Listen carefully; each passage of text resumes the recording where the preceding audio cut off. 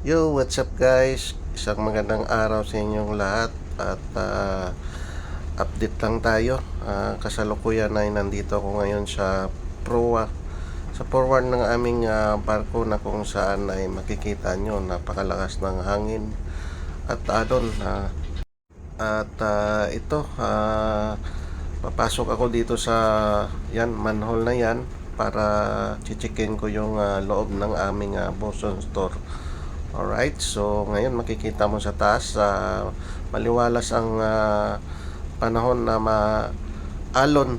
So yung araw ay nandyan siya. Ring araw ay nagpapakita, kaso lang medyo malakas lang yung hangin at saka yung mga hampas ng alon. So ayan, dito tayo ngayon at magre-ready na tayo papasok dito sa Boston store namin sa forward. So ngayon ay magre-ready na ako, no, at bubuksan ko na tong ito yung manhole na to. So update lang tayo dito sa aming ayan yung manhole na yan ang bubuksan natin. Alright, so abangan nyo guys. So mayroon tayong radio para in case na emergency makakatawag tayo dahil ako lang mag-isang papasok dito. So ayan, ready na guys at papasok na tayo. Tara, let's go!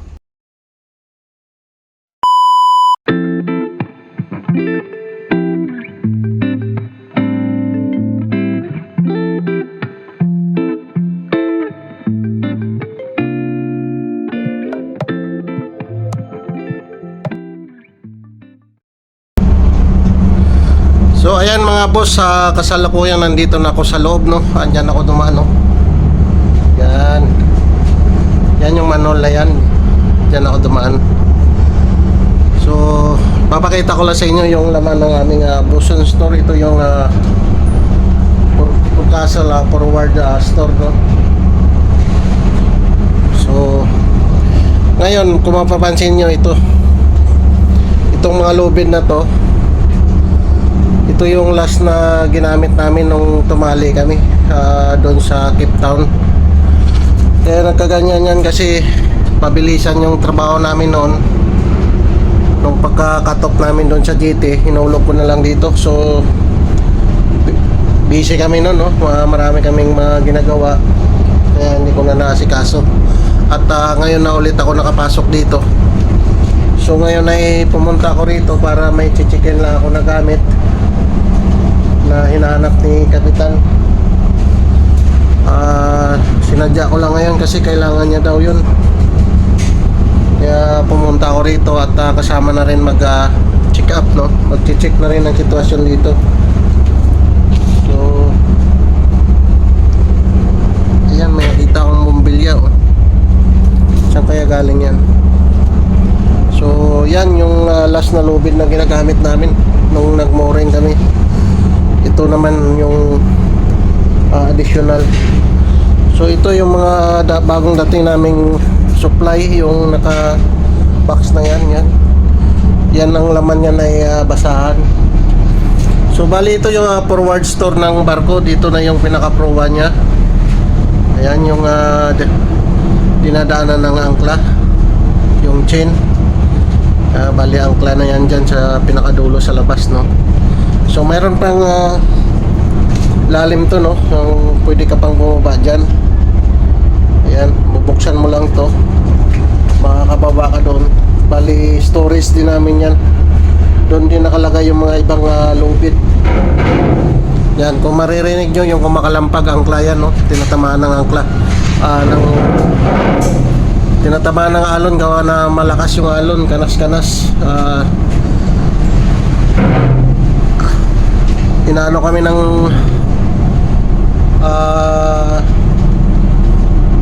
masamang panahon. Bali umalis kami ron sa Cape Town, dadalawang araw na. Merkulis ata kami umalis doon. Ngayon ay Wibis, bukas Friday na, no. So papakita ko lang sa inyo yung Boston store namin, yung sa forward. So nandito rin yung mga stock na mga gamit ko, no. Ayan, kung makikita nyo, yan mga gamit niya.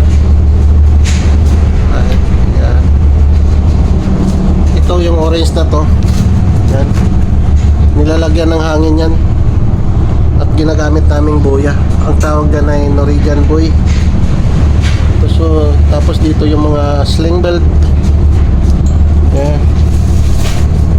dyan lang nilagay. Itong mga gamit dito, bali extra lang to, no? Kung baga sobra lang to na pag hindi na magkasya doon sa dextor ko, dito ko lang nilagay. Ito yung mga gamit na to na sa wiper, no? Doon sa bridge. So sa likod niyan may mga nakastock din yan ng mga gamit. So tingnan nyo, nandyan mga chemicals nakalagay dyan, yung mga coupling yan. So kaya ako pumunta rin dito at kasama na rin yung pag-check. So safe naman tayo kasi kahit ako lang mag-isa, may dala naman akong radyo na in case na emergency may mga gawit ako na makatawag ako sa mga kasama ko. So bali ito spreadshirt to, ginagamit lang to pagka nagtutowing. Yan, dinudugtong to sa main towing wire. Ito dati ginagamit yan pagka towing namin ay mga rig na short towing lang, no? So nandyan lahat yung mga chemicals. Yan. So bali ito yung anchor chain. Yan, anchor chain yan, naka-connect na yan doon sa windlass. Bali yung nandito, angkla na yan. Yun, ito na yung stackan ng kadena, yung loob na yan.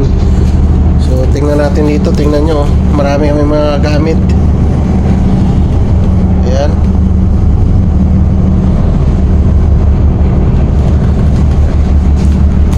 Ayan yung mga panglasing namin, turnbuckle. Ito naman yung mga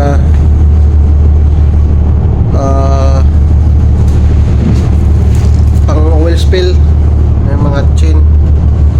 Ayan. Sling belt, sling wire.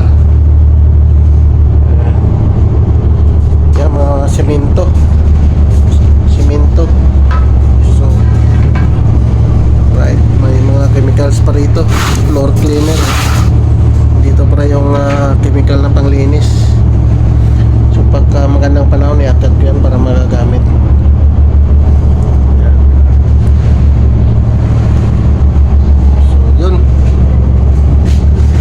Ayan, mga lumang lubid, oh.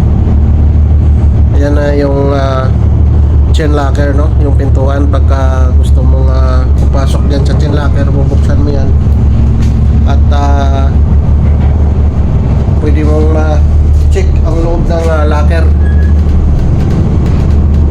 Right. So yan, ito yung lagayan ng hydraulic sa windlass. Yan yung bomba nya, oh. So ngayon titingnan ko rito sa mga likod na yan kasi nandyan yung mga galon. Pupunta ako doon at sisilipin ko kung nandyan yung hinahanap ko, no, na gamit. Right. So i-set up lang natin yung camera natin. So guys, dito natin ilagay yung camera natin at pupunta tayo doon. Wala yung galon na hinahanap ko rito. Wala yung item.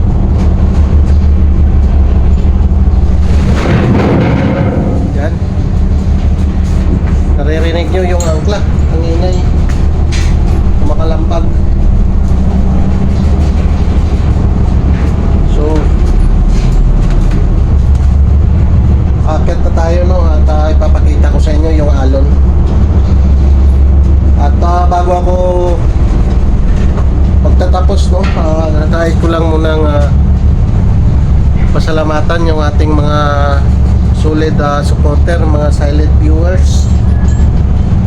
sa aking mga sa mga Team Unity. Shout out sa inyo.